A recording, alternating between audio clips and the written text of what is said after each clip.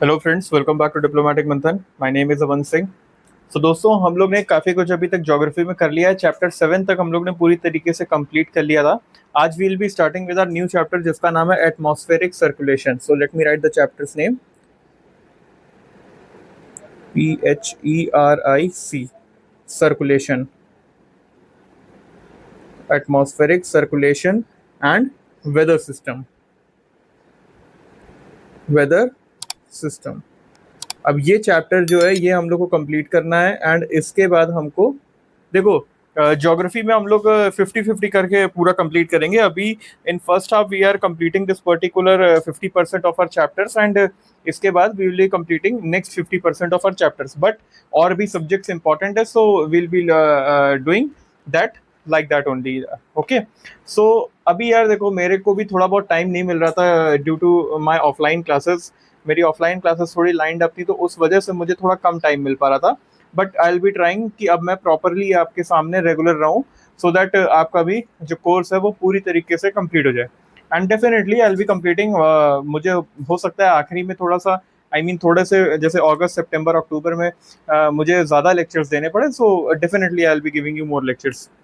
So starting with our today's lecture, इसको हम लोग अपना खत्म करने वाले हैं। दो class maximum I will be taking, 2 से 3 class I will be taking and I will be trying कि ये दो क्लासेस में खत्म हो जाए। बिकॉज इसके बाद हमें वाटर करना है, वाटर इन एटमॉस्फेयर के बारे में करना है। उसमें कुछ क्लाउड्स वगैरह हैं, उनके बारे में पढ़ेंगे, कंडेंसेशन के बारे में पढ़ेंगे, राइट।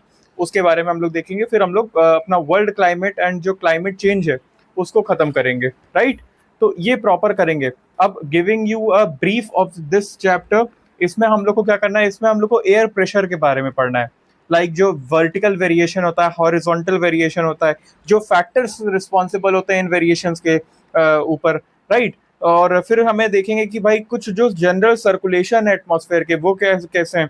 जैसे ग्लोबल प्रेशर बेल्ट्स हो गया, या जियोस्ट्रॉफिक विंड्स हो गया, प्रेशर सेल्स हो गया, और इक्वेटोरियल लो प्रेशर बेल्ट हो गया, सब ट्रॉपिकल हाई प्रेशर बेल्ट हो गया। तो ये जो पर्टिकुलर सारी चीजें हैं इसमें, पोलर सेल एंड ऑल, ये हम लोग इस चैप्टर में कंप्लीट करने वाले हैं। And definitely will be completing it in a way कि आपको, हम लोग एक्चुअली में पढ़ेंगे कम, यूज ज्यादा करेंगे इसका।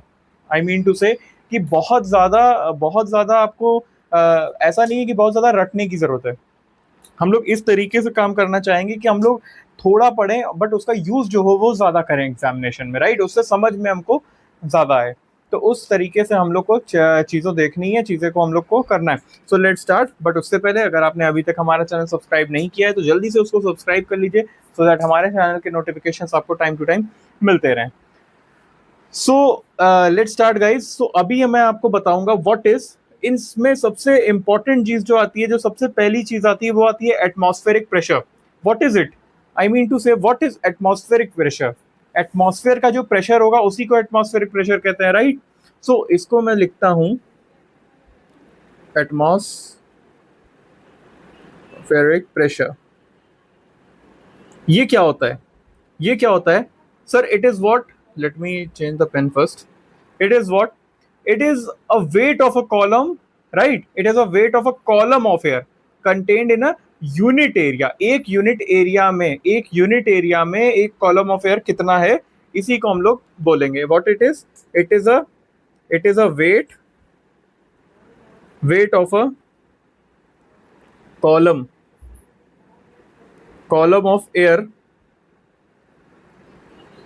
contained contained in a unit area। Unit area contained in a unit area. एक यूनिट एरिया में कितना है, ये चीजें हमें इसमें देखने के लिए मिलती हैं। अगर इसके बारे में कुछ मैं फैक्ट्स की बात करूं ना, तो ये क्या होता है, it decreases with height. It decreases with height. जैसे जैसे हाइट बढ़ेगी वैसे वैसे ये क्या होगा, ये कम होगा। रेट जो होगा, रेट ऑफ डिक्रीज कैसा होता है, इसका रेट कैसा होता है, ये it decreases with height with the rate of, जिसको हम लोग एट द रेट से भी डिनोट करते हैं, 1 मिली बार पर 10 metres.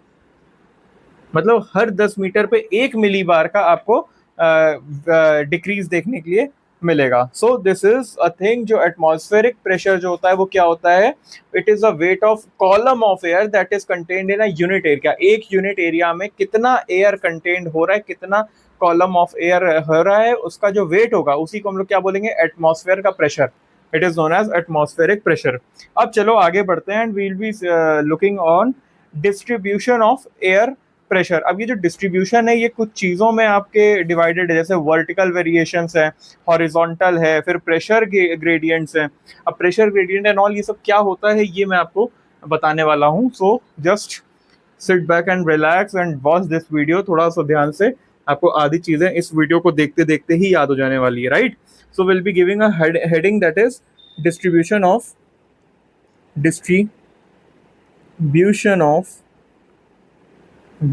What, air pressure.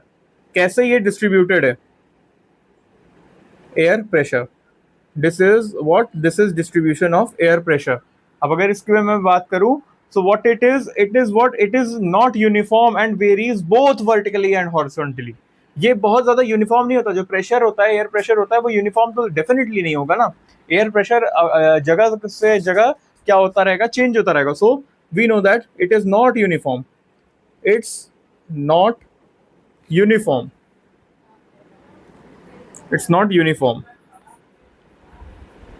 and it varies। देखो कभी हॉरिजॉन्टली वेरी करता है, कभी वर्टिकली वेरी करता है, एंड इट वरीज नहीं है, varies both horizontally and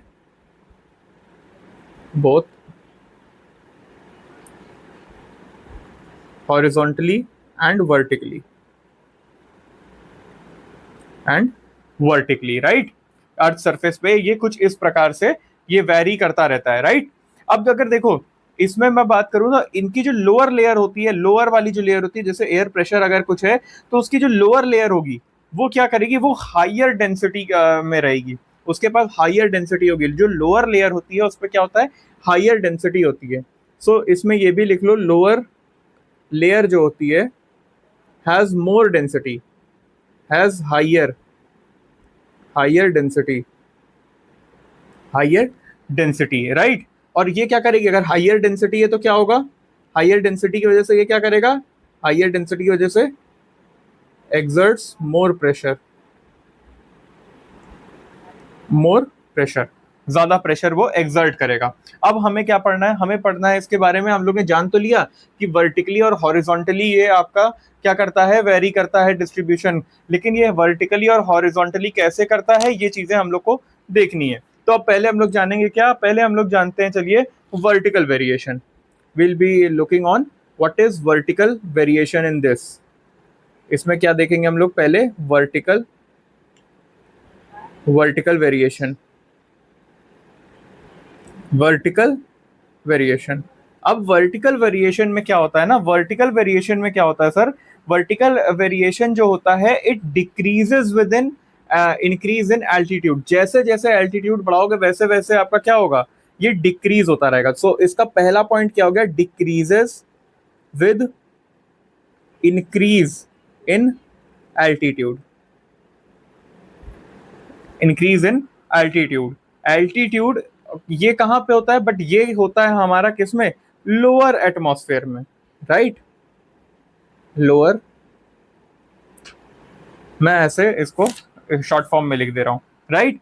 but it is not same at a same rate due to variation in air density controlling.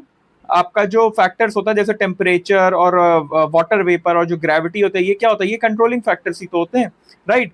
So basically इसका मेरा कहने का क्या मतलब है, it decreases with increase in altitude ना lower atmosphere, but not at a same rate due to variations in air density. भाई ये डिक्रीज तो होता है, लेकिन ऐसा जरूरी नहीं है कि ये सेम रेट से ही हर जगह ऐसा हो।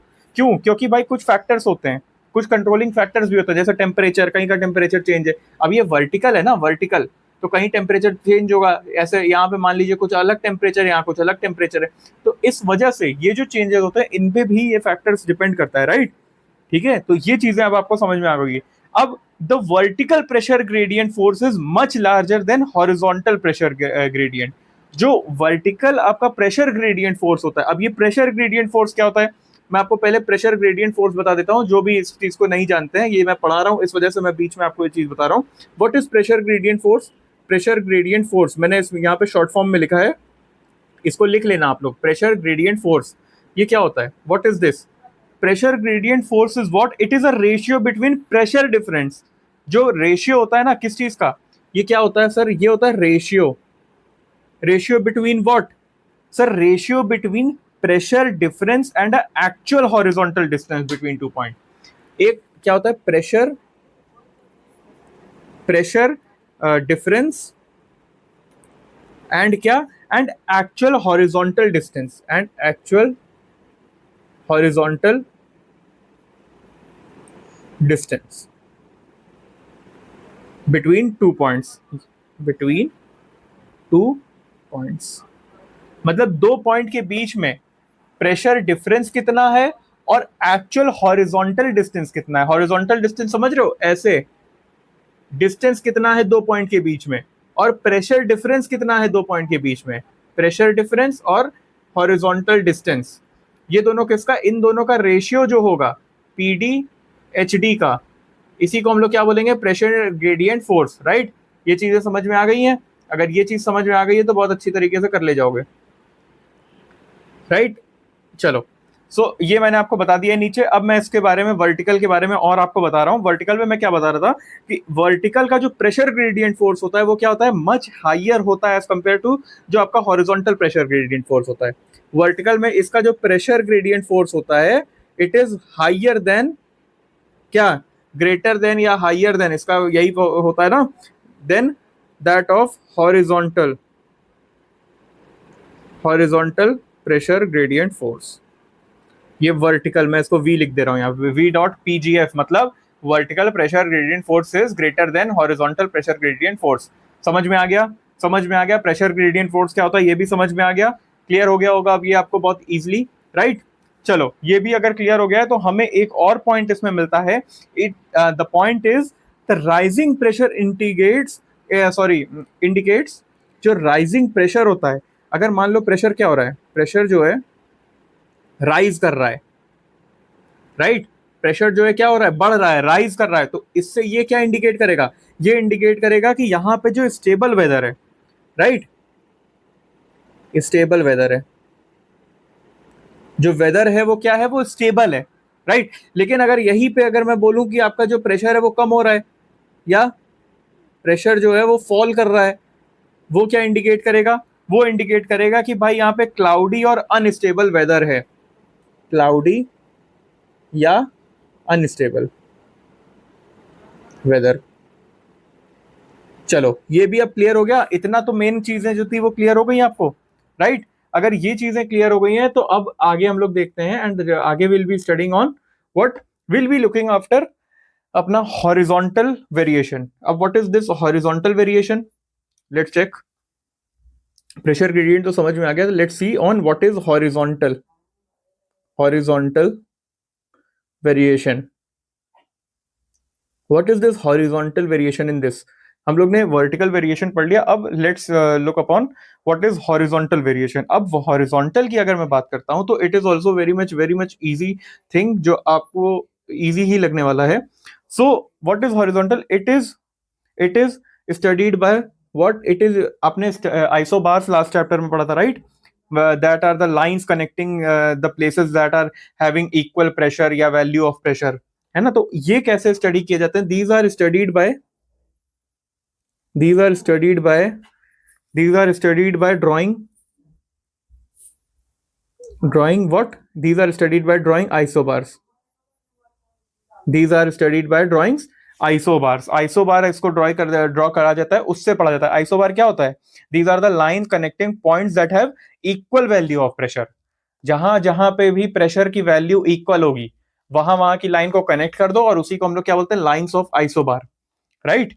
अब इसमें क्या बात आता है? अगर देखो क्या होता है ना, कि ये जो क्लोज स्पेसिंग ऑफ आइसोबार होता है, अगर क्लोज स्पेसिंग है, मतलब close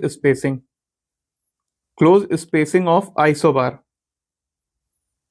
close spacing of isobars है ना, ये एक्सप्रेस करता है क्या? इससे क्या मतलब होता है? इससे एक्सप्रेस होता है कि स्टीप प्रेशर ग्रेडियंट है। स्टीप प्रेशर, मैं इसको दूसरे कलर से ही लिख देता हूं, I will be writing with white. Steep pressure gradient, समझ गए?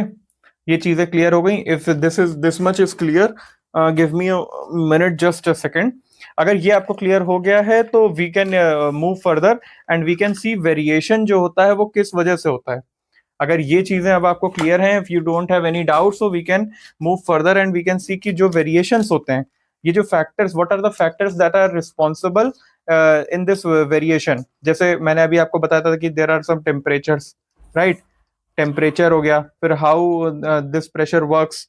तो ये सारी चीजें हम लोग अब देखते हैं। Will be looking on this particular factors that are responsible. So अगर मैं बात करूं फैक्टर्स की, तो what are the factors that are responsible? इसमें सबसे पहला फैक्टर जो आ जाता है हमारा, वो आ जाता है, late me write the heading first, what it is factors responsible for variation. It is what it is factors responsible for variations। अब ये फैक्टर्स कौन कौन से होंगे sir? Let me see, I mean let us do this particular thing. अब इसमें जो factors होते हैं वो सर कैसे होते हैं, वो किस टाइप के फैक्टर्स होते हैं? जैसे हमारे पास आ गया फैक्टर्स, पहला फैक्टर आ गया हमारे पास, क्या हमारे पास आ गया? High temperature. पहला फैक्टर क्या आ गया हमारे पास? अब दिस इज वेरी मच आपका ऐसा चीज जिसको आप रीड भी कर लोगे तो हो जाएगा। It will not take that much time, right? इसको बहुत ज्यादा टाइम देने की नीड नहीं है। हाई टेम्परेचर, मैं इसको इस तरीके से लिख रहा हूं। अब हाई टेम्परेचर में क्या होता है? हाई टेम्परेचर में it leads to the rise of air. इसमें क्या होता है? इसमें जब टेम्परेचर हाई होता है तो क्या करती है? एयर जो होती है ऊपर जाती है, राइज कर जाती है। हेंस इस क्या क्रिएट होता है? Low pressure. और इसी का उल्टा कर दो, मतलब कहने का है कि जब टेम्परेचर बढ़ेगा तो क्या होगा भाई? टेम्परेचर इंक्रीज हो रहा है, मतलब आपका क्या हो रहा है? It leads to rise of air. High temperature will lead to, high temperature, मैं यहाँ पे शॉर्ट फॉर्म लिख रहा हूँ, high temperature will lead to rise of air. और राइज ऑफ एयर की वजह से क्या होगा? Low pressure, sorry, low pressure, low pressure. इसी का वाइस वर्सा हो जाएगा, and vice versa, vice versa. What it is, what it is, मतलब जब आपका लो टेम्परेचर, देन आपका सबडक्ट करेगी एयर, नीचे जाएगी एयर, और उसके बाद क्या क्रिएट हो जाएगा? लो pressure, sorry high pressure, right? This is clear, this much is clear. फिर दूसरा क्या आता है हमारे पास? दूसरा हमारे पास आता है rotation of earth, earth rotation. मैं इसको थोड़ा सा छोटा कर देता हूँ सो दैट इधर लिखना इजी हो जाए थोड़ा बहुत। हाँ, इसको मैं लिखता हूँ earth rotation. I will be writing earth rotation, earth rotation. अब यहाँ पे अर्थ रोटेशन हो गया है, अर्थ रोटेशन। अब अर्थ का जो रोटेशन होता है वो किस तरीके से लीड करता है, उस वो क्या फैक्टर्स प्ले करता है? Let us watch this factors. जो अर्थ का जो रोटेशन होता है वो लीड करता है आपके राइज ऑफ एयर पे। कहाँ पे? इक्वेटर पे। चलो इसको भी देख लेते हैं। It leads to rise of air at equator and fall in tropics. मतलब इक्वेटर पे क्या होगा? इक्वेटर पे राइज ऑफ आपका एयर होगा, राइज ऑफ एयर। और आपका ट्रॉपिक्स पे आपका सबडक्ट करेगी, फॉल करेगी, right?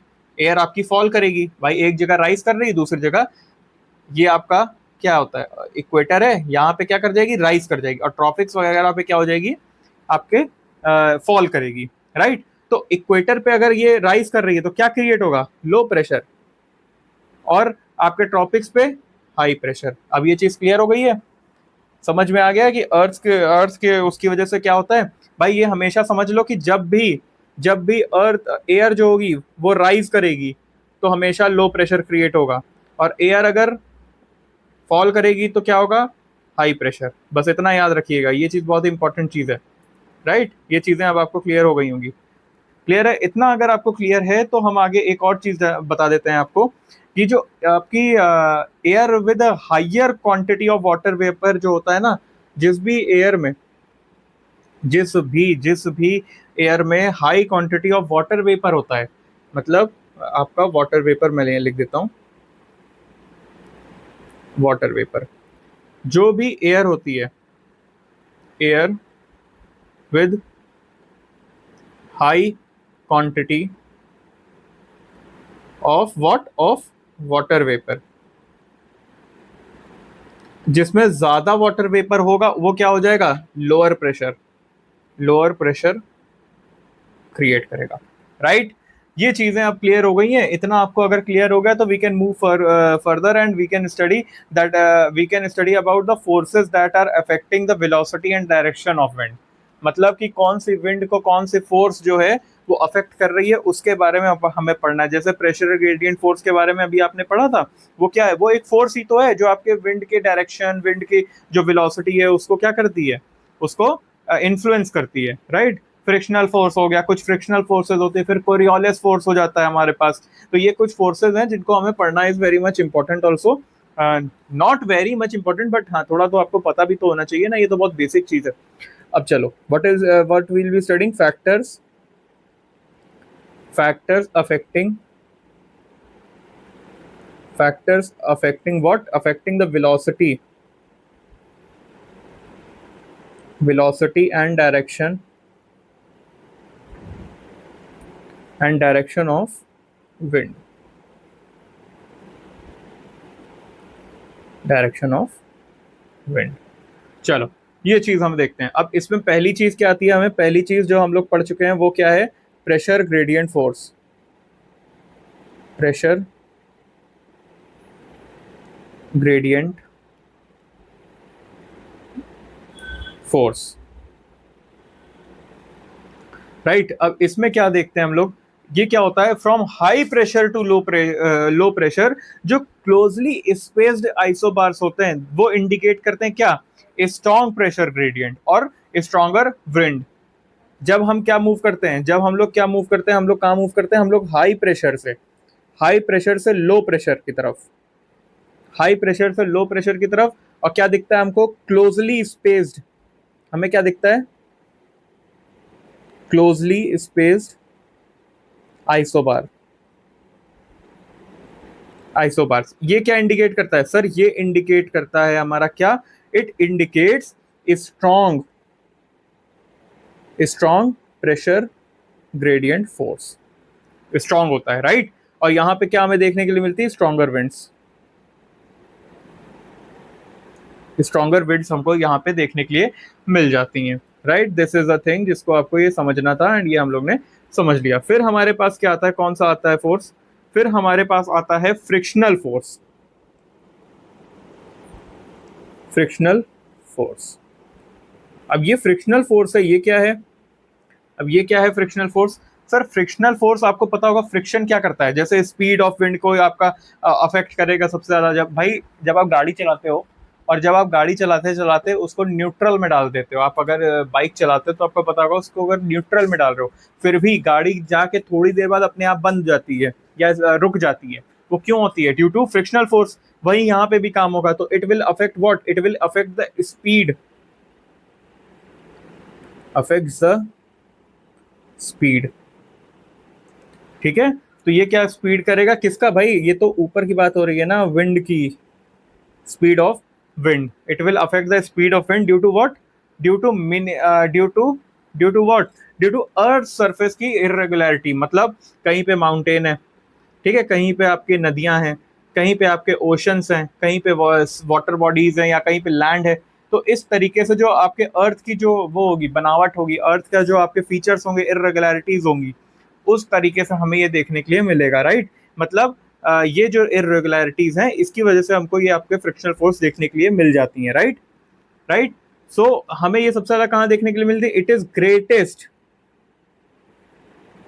Greatest over, greatest over what, it is greatest at a surface, greatest at surface, surface पे सबसे ज्यादा होती है, एंड मिनिमल कहाँ पे होती है, मिनिमल ओवर सी, सी सरफेस। सबसे कम आपका कहाँ पे लगता है, ये सी सरफेस पे, और सबसे ज्यादा भाई जो आपका नॉर्मल सरफेस नहीं होता है उस पे, राइट। और जनरली ये आपका 1 से 3 किलोमीटर तक एक्सटेंड करता है। अब हमारे पास एक लास्ट फोर्स और आ जाती है जिसको हम लोग बोलते हैं क्या, जिसको हम लोग बोलते हैं Coriolis force, it is what, it is Coriolis force, Coriolis force. अब चलो इस चीज को हम लोग समझते हैं।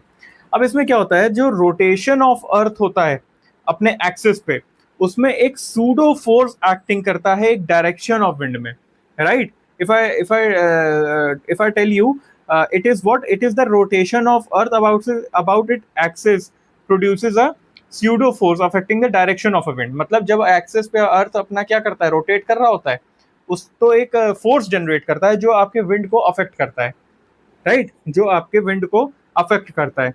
वो क्या करता है, विंड को डिफ्लेक्ट कर देता है उसके राइट डायरेक्शन, जैसे नॉर्दर्न हेमिस्फेयर में है ना, वो नॉर्दर्न हेमिस्फेयर में राइट डायरेक्शन में डिफ्लेक्ट करेगा, और आपका सर्दर्न हेमिस्फेयर जो होगा उसमें किधर करेगा, उसमें बाई लेफ्ट डायरेक्शन में कर देगा, है ना। तो ये चीजें हमें देखने के लिए इसमें मिलती हैं। विंड वेलोसिटी वगैरह को भी आपको डिपेंड करता है ये सारी चीजें।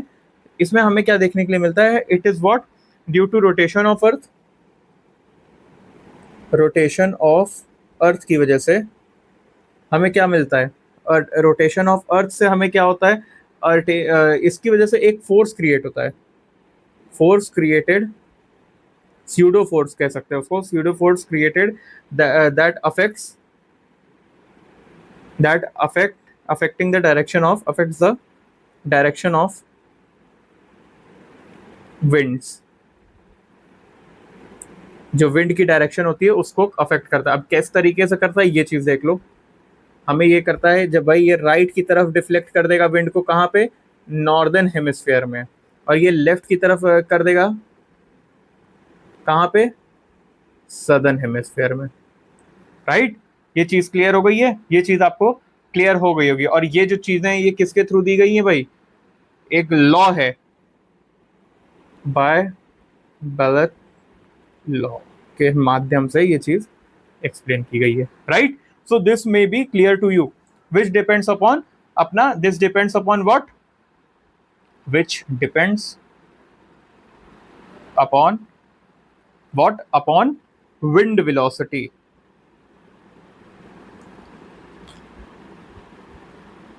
Wind velocity, right. So this was a particular thing.